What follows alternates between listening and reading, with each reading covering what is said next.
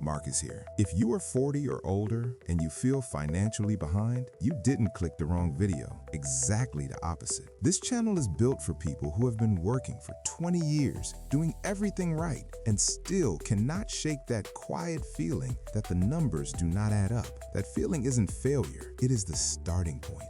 Let's build from there.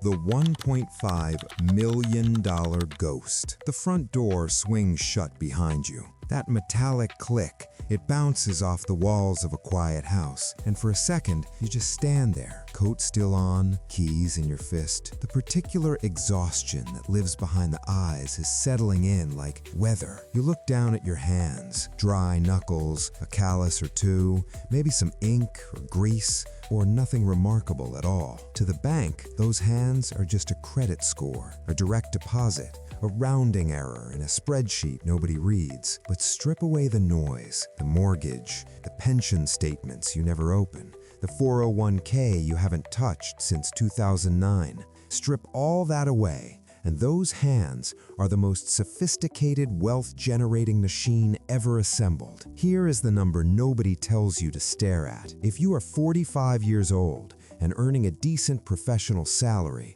you are a walking, breathing, $1.5 million asset. Not in your accounts, not yet. But that is the total cold hard cash that will move through your hands before you hit 65.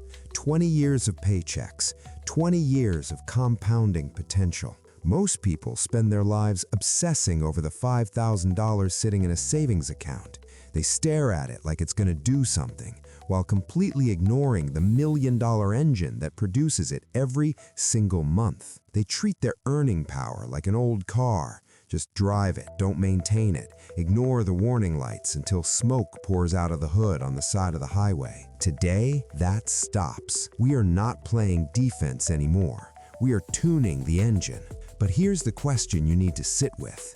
Is your engine actually calibrated for 2026, or are you running the same operating system you installed 15 years ago? We'll get to the answer, the strategy I call the sharp saw, in just a moment. Two woodsmen, same forest, same morning light cutting coal through the pine. The first man grabs his saw and goes. No ceremony, just motion, shoulders hunching into the weight of it, the ragged back and forth, the smell of fresh sawdust rising and then fading as the work gets harder and the blade gets duller. By noon, his shirt is soaked through. By 3, his hands are shaking. By sunset, he has downed one tree. One. He looks at it lying in the dirt and feels something between pride and despair. The second man spends the first 4 hours sitting on a stump. He isn't resting, he is sharpening. The sound of stone on steel is quiet, methodical, and completely invisible from a distance. When he finally stands up and walks into the trees, he glides, clean strokes. 5 trees in 2 hours. He is home in time to sit at the dinner table while his food is still warm. At 40 or 50, you are that saw. Most of you who feel financially behind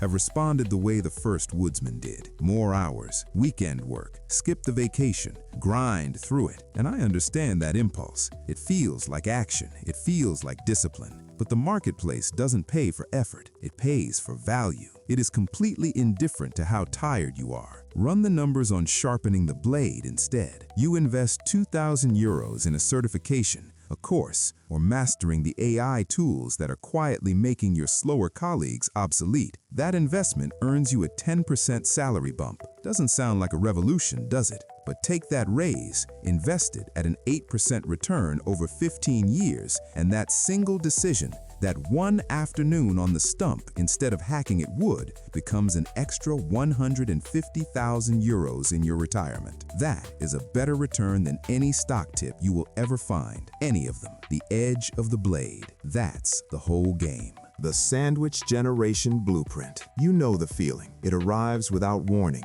usually around 2 a.m.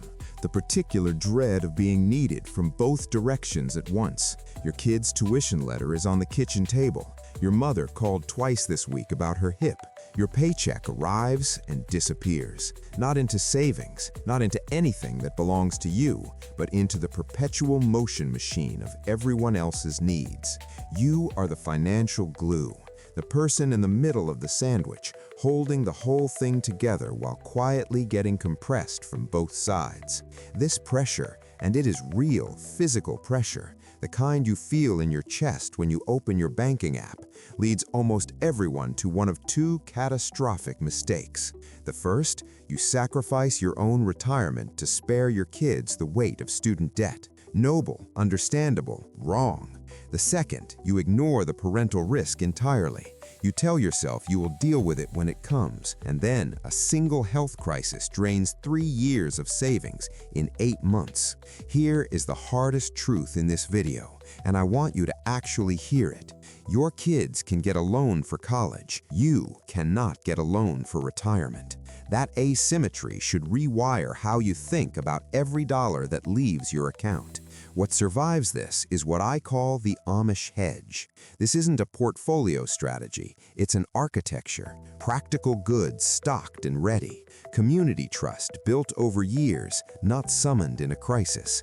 And most critically, long-term care insurance for your parents, purchased before the diagnosis, before the fall, before the moment when the only options left are all expensive. Social capital is survival capital. Your neighbors, your network, the people who would bring food and sit with you in a waiting room. These are balance sheet items most financial advisors do not know how to price. Build the safety net while the sky is clear. Nobody has ever regretted that. Stop. Before we go further, I need to warn you. Everything we have built in the last 12 minutes can be quietly, efficiently stolen. Not by a market crash, not by inflation, but by forces much closer to your own front door. But first, if this conversation is cutting through the noise for you, hit subscribe and drop a like. It's a signal to the algorithm that there are adults in the room who want real strategy.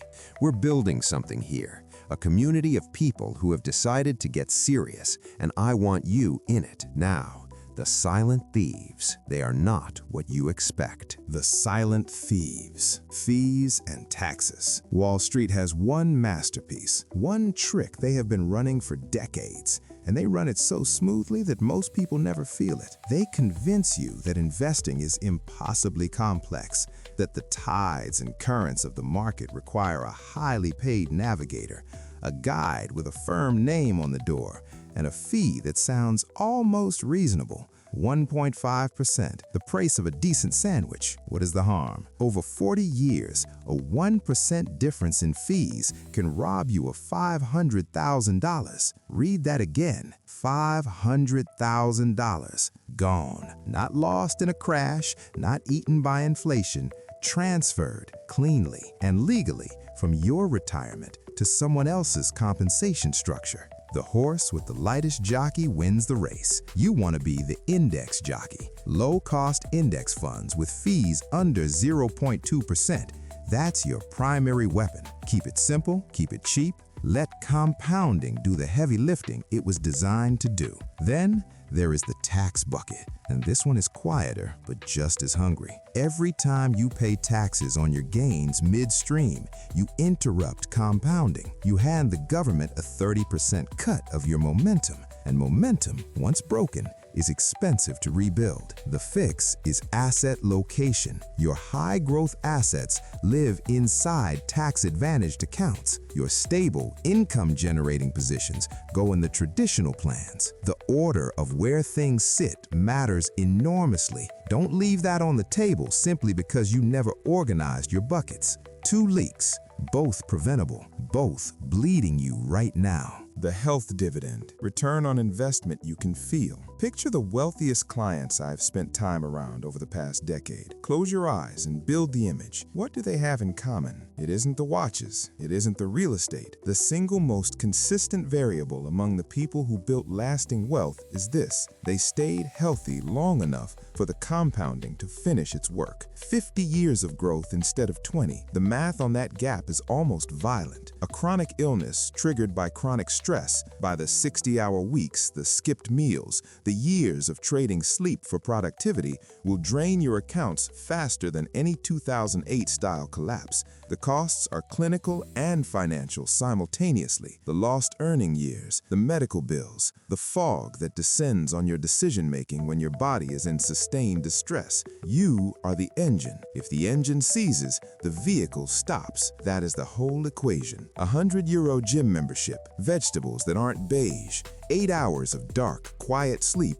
These aren't lifestyle luxuries. They are capital expenditures with an infinite return horizon. They allow you to work longer, think more clearly, and, this is the part nobody says out loud, actually be present and upright to spend the money you are working this hard to accumulate. Don't be the man who reaches the summit and discovers he is too broken to look at the view. The crossover point, the seesaw shift. There is a specific day coming. No one will call you. It won't appear on your calendar. You will probably be doing something unremarkable, making coffee, sitting in traffic, half watching your phone. The market grows 1.5% on a Tuesday afternoon.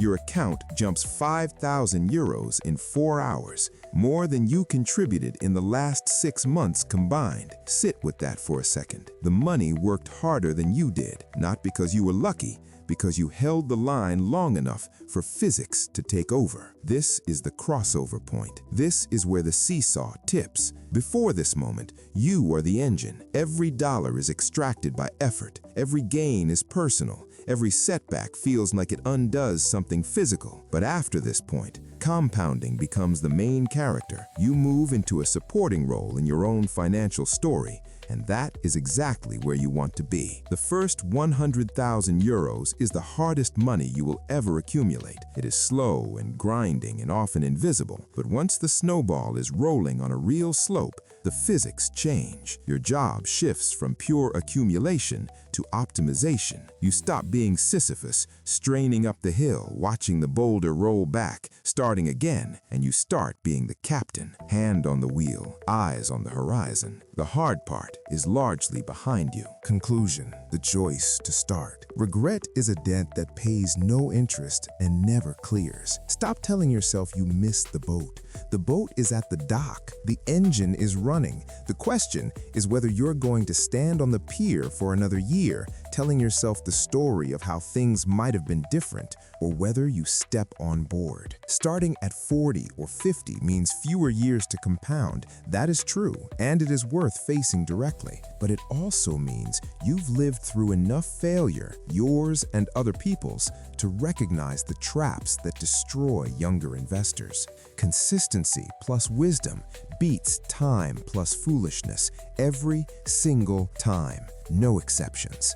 Your assignment for the next 24 hours, 3 things only. First, face the numbers. Open every account. Do not flinch. Do not judge the past. Do not close the app. Just look at where you actually are. Second, automate one thing. €50 per paycheck, €100, whatever the number is. Move it before you see it, before the brain decides it needs to be somewhere else. Third, sharpen the saw. Identify the single skill that makes you 10% more valuable to the market you are already in. Then, drop your age in the comments and write 4 words. I am starting today. Draw the line. We build the engine together.